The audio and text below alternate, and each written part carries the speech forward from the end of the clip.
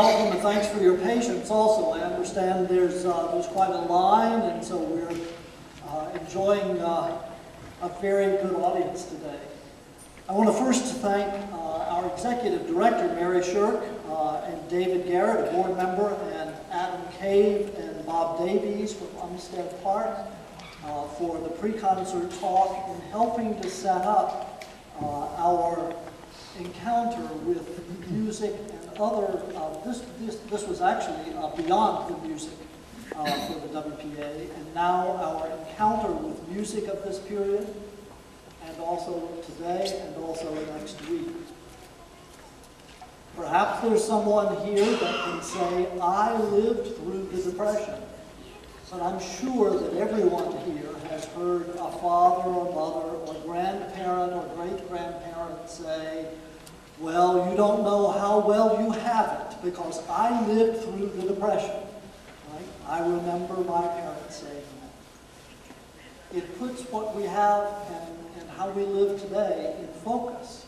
And there is a sense that we avoided the cliff just recently, and avoided a repeat of this time in American history that was in which frugality became the norm.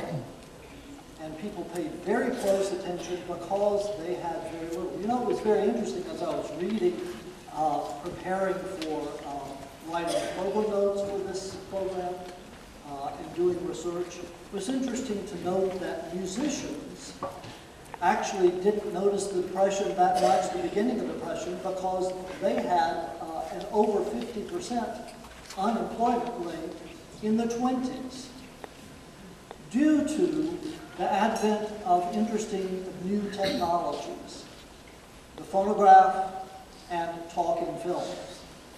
And so musicians that were employed as dance bands, suddenly you could have a dance with just a phonograph.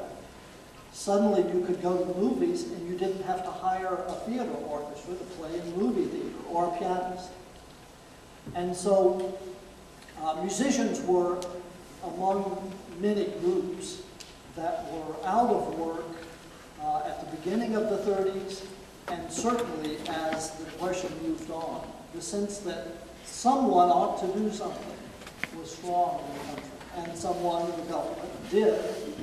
And one of the things that they did was create the WPA, of course, and the Federal Music Project, which didn't commission that many pieces per se, but did hire musicians to play concerts, to teach lessons, to give classes.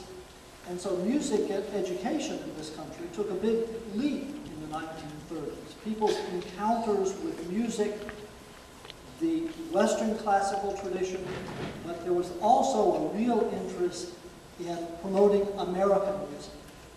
And so those, the American pieces that you will hear today are pieces that would have been sought out by orchestras hired to present programs, including our own North Carolina Symphony. I noticed a poster, a WPA poster, advertising the Greensboro Symphony, which was barely existing then, but they played programs programs that included American music. And so you'll hear some pieces that were written before the WPA was started, but that's because they're part of this seeking interesting American repertoire.